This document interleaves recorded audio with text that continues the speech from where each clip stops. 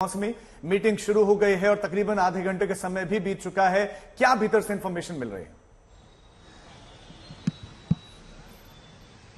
देखिए, मीटिंग शुरू हो गई है और बैठक के पहले एक फोटो अपॉर्चुनिटी हुई। वहां पे आप देख रहे हैं कि तमाम जो दिग्गज नेता हैं एक दूसरे से बातचीत कर रहे हैं। उद्धव ठाकरे मल्लिकार्जुन खड़गे साहब से कुछ कह रहे हैं, तो एक तरीके से जो आइस ब्रेकिंग होती है पटना से लेके आपकी बैठक में हमने देखा है कि एक इंटेंशन जरूर राजीव नजर आ रहा है कि बीजेपी को कैसे घेरना है, पीएम मोदी को कैसे हराना है, इसको लेकर एक एक्शन प्लान जरूरत है। अब आपको बता दें कि आज जो बैठक होगी वो बहुत इंपॉर्टेंट इसलिए भी है क्योंकि जो फाइन प्रिंट है वो तैयार होगा।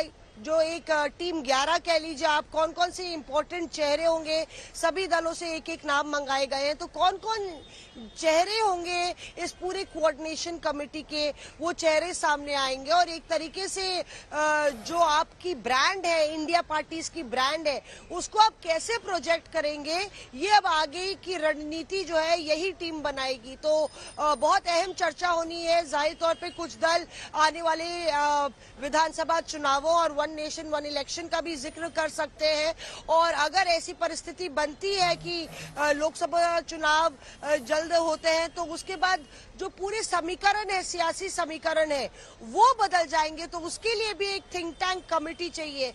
तो इन सब कमिटीज का गठन आज होना है, कोऑर्डिनेशन कमेटी का ऐलान होना है और यही वजह है कि आप देखिए कि तमाम नेता जो है अपने सुझावों के साथ आज इस बैठक में चर्चा करेंगे और उसके बाद एक प्रेस कॉन्फ्रेंस होगी। बिल्कुल, और इस वक्त देखिए अंदर से तस्वीरें भी आ रही हैं। सबसे पहले हमने देखा जब लोगों के आने का सिलसिला वहां पर शुरू हुआ, उसके बाद मुलाकातों का सिलसिला हुआ और अब ये बैठक की एक तरीके से शुरुआत जिसमें अरविंद केजरीवाल भी आपको दिख रहे हैं, स्टालिन भी दिख रहे हैं, उद्धव ठाकरे दिख रहे हैं। तो तमाम वो चेहरे जो विपक्ष के एक बड़े चेहरे और सब साथ। We are the largest democracy of the world और इसके साथ ही साथ हम बहुत पुराना डेमोक्रेसी है। India is called as the mother of democracy. ये मदर ऑफ डेमोक्रेसी में बहुत बार ऐसे, ये तो एवोल्यूशन है ये डेमोक्रेसी।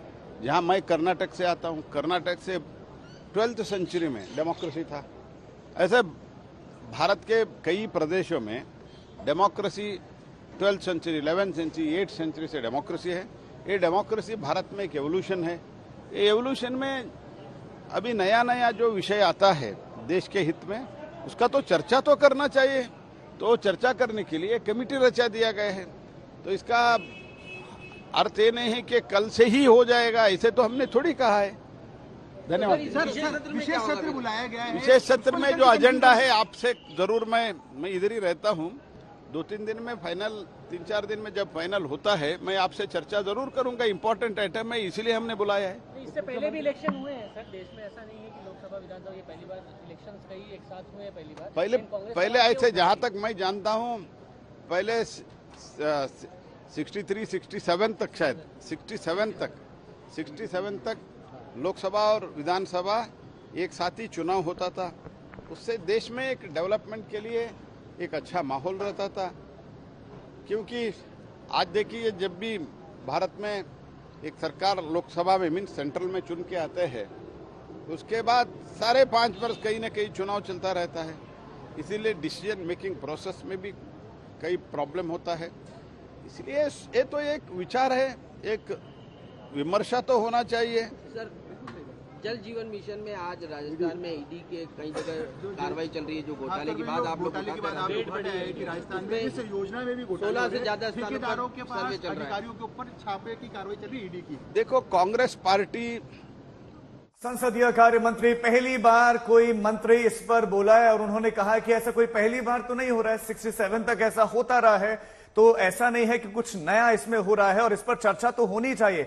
हिमांशु, पहली बार कोई मंत्री इस पर बोला है, अब इसके क्या मायने निकाले जाए कि इसी सत्र में, इसी विशेष सत्र में ये भी लाने वाला है, लेकिन साथ साथ वो ये भी कहते हैं कि हम कल थोड़ी कर रहे हैं, इस पर चर्चा होनी चाहिए। तो फिर कमेटी के पास कितना समय है?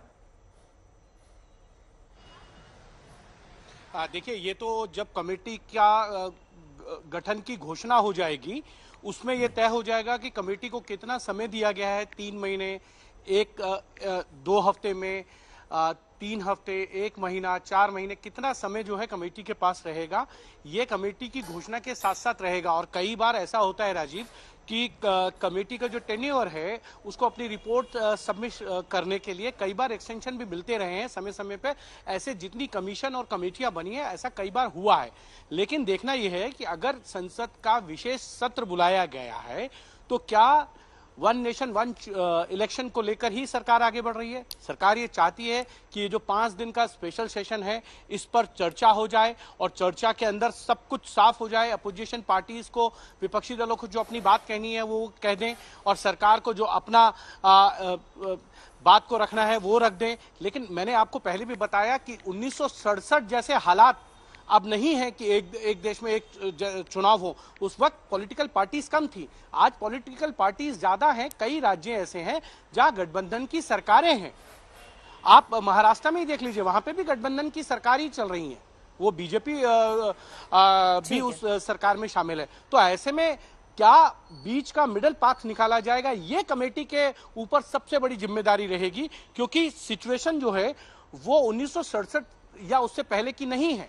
अब सिचुएशन बदल चुकी है, राजनीतिक दलों की संख्या बहुत बढ़ चुकी है। वो केंद्र की राजनीति भी करते हैं और राज्य की राजनीति भी करते हैं। ठीक है हिमांशु, देखिए एक तरफ जेपी नड्डा भी रामनाथ कोविंद से मुलाकात करने पहुंचे हैं, दूसरी तरफ मुंबई में बैठक चल रही है विपक्षी दलों गठबंधन की, तो इसमें कई रिएक्शंस भी सामने आ रहे हैं। किस तरीके की प्रतिक्रियाएं हैं, सुनिए सर। ये देश में कोई अलग अलग अगर बात करता होगा, वैसे तो एक विधान एक संविधान की बात हम करते हैं, तो वन नेशन तो वन है, क्या किसी के मन में शंका है?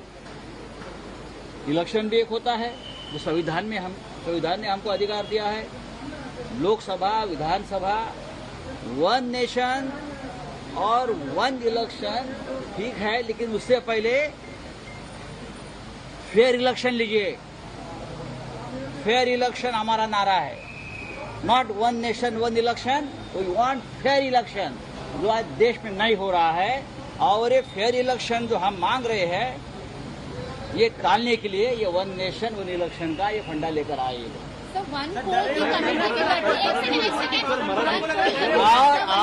और ये मुझे लगता है एक षड्यंत्र है चुनाव आगे ढकलने के लिए। ये लोग चुनाव ही नहीं लेना चाहते। रामनाथ कोविंद जी के अंडर, रामनाथ कोविंद जी जब राष्ट्रपति थे तो उनके तरफ ध्यान किसी ने दिया नहीं है सरकार ने। अब बेचारे रिटायर हो गए तो उनके ऊपर जिम्मेदारी दी है। ठीक है, देख लेंगे। भर में सबसे महंगा देश बनाने में जो मोदी जी कामयाब हुए हैं उसके बारे में है। इतनी महंगाई बढ़ गई है कि जनता त्रस्त हो चुकी है। देश के सामने अहम मुद्दे महिला सम्मान है, किसानों की जो दिक्कतें हैं वो हैं, बढ़ते बेरोजगारी पर है, चिरमराई हुई अर्थव्यवस्था पर है, चाइना जिस तरीके से अग्रसर हो रहा है उस पर है। ये सारी देश की चिंता है। अगर ये स्पेशल सेशन उसको एड्रेस करता है तो ये स्वागत योग्य है, वरना अपना एजेंडा चलाने के लिए, सत्ता में कायम रहने के लिए काम करता है या इन मुद्दों से ध्यान भटकाने का काम करता है, तो दिखाता है भारतीय जनता पार्टी तिलमिलाई हुई, घबराई हुई पार्टी है। But one nation one election जो है ये एक इम्पोर्टेंट और कोर इशू है। आजादी के बाद कई चुनाव हुए भी इस फार्मूले पे, अब इस पर तो जनता राय जानना चाहेगी आप लोग। क्या इम्पोर्टेंट और कोर इशू 2014 से नहीं था? 2023 में याद आ गया जब सत्ता हाथ से जा रही है। मैं आपको एक बात स्पष्ट बता दूं, देश के मुद्दों पे आज एक कमेटी बनी है। मैं उनसे कहती हूँ कमेटी महंगाई पे कब बनेगी, कमेटी भ्रष्टाचार पर कब बनेगी, कमेटी ये जो बढ़ती बेरोजगारी है उस पर कब बनेगी, महिलाओं पे कमेटी कब बनेगी, महिला रिजर्वेशन पे कब बनेगी, कमेटी किसानों के अधिकारों पे कब बनेगी। तो ये सब बाकी सब बकवास है। 3 कमेटी रिपोर्ट्स पहले ही आ चुकी हैं और वो 3 कमेटी रिपोर्ट्स बहुत स्पष्ट तरीके से कहती हैं कि 5 अमेंडमेंट्स करने पड़ेंगे। 5 अमेंडमेंट्स में लोकसभा और राज्यसभा में 3/4 सबको सहमति होनी चाहिए। साहिल हमारे साथ लगातार हमारे सहयोगी मुंबई से बने हुए हैं। साहिल, अब दिक्कत यह है कि जिस तरीके का दांव ये बीजेपी की तरफ से, एनडीए की तरफ से सामने रखा गया है, ये इंडिया के लिए मुश्किलें इसलिए पैदा कर देगी क्योंकि समय आपके पास और कम हो गया है। अभी बहुत सारे ऐसे मुद्दे हैं जिनको आप एड्रेस नहीं कर पाए हैं, और ऐसे में अगर ये मुद्दा आगे आ गया है तो आपको और जल्दी जल्दी चीजें करनी होंगी। तो आगे की रणनीति क्या दिख रही है? क्या और ऐसी बैठकें होंगी या आज कोई और बड़ा ऐलान इस गठबंधन की तरफ से हो जाए?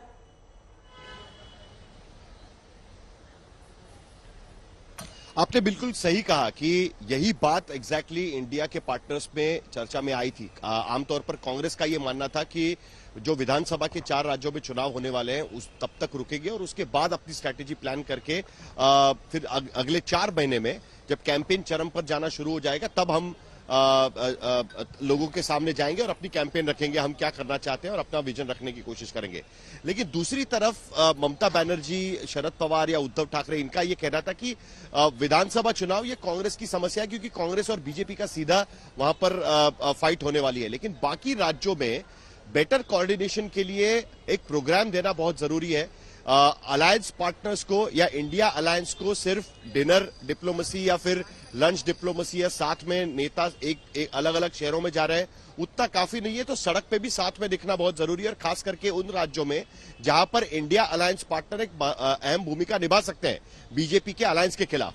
तो उसके लिए एक कोऑर्डिनेशन कमेटी का होना बहुत जरूरी है, कम से कम एजेंडा तय करने के लिए, कई मुद्दों पर एक जॉइंट रिस्पांस देने के लिए एक स्पोक्स पर्सन की इंडिया स्पोक्स पर्सन की एक टीम बनाना जरूरी है, एक कॉमन सोशल मीडिया स्ट्रेटेजी होना जरूरी है।